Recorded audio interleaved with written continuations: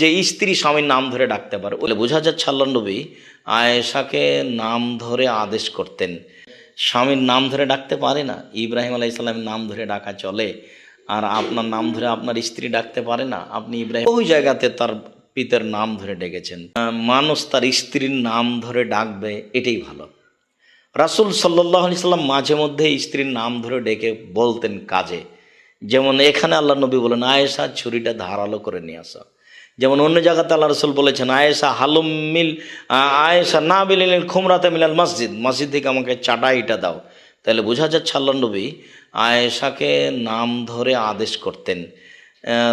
এবং এইটাও বুখারী মুসলিমের হাদিস যে স্ত্রী স্বামীর নাম ধরে ডাকতে পারে। ওই যে আগের পর্বে আপনি দেখলেন যে হাজেরা রাদিয়াল্লাহু তাআলা আনহা বলছিলেন ইব্রাহিম আলাইহিস সালামকে, ইব্রাহিম কোথায় যাচ্ছেন, ইব্রাহিম কোথায় যাচ্ছেন?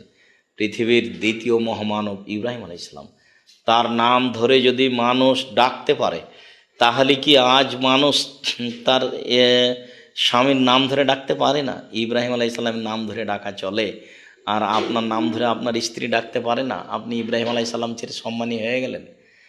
আর যারা বলছে যে নাম ধরে ডাকা বেয়াদবি, বেয়াদবি বলাটাই বেয়াদবি, নাম ধরে মানুষ ডাকবে এটাই উত্তম। আয়েশা রাদিয়াল্লাহু তাআলা আনহা বহুবার বলেছেন যে আবু বকর সিদ্দিক রাদিয়াল্লাহু তাআলা আনহু আমার পাশে আসলেন এবং এই করলেন। তিনি বহু জায়গাতে তার পিতার নাম ধরে ডেকেছেন। তার পিতা মানুষ হিসাবে পৃথিবীতে সবচেয়ে মহামানব, নবী রাসূল ব্যতীত।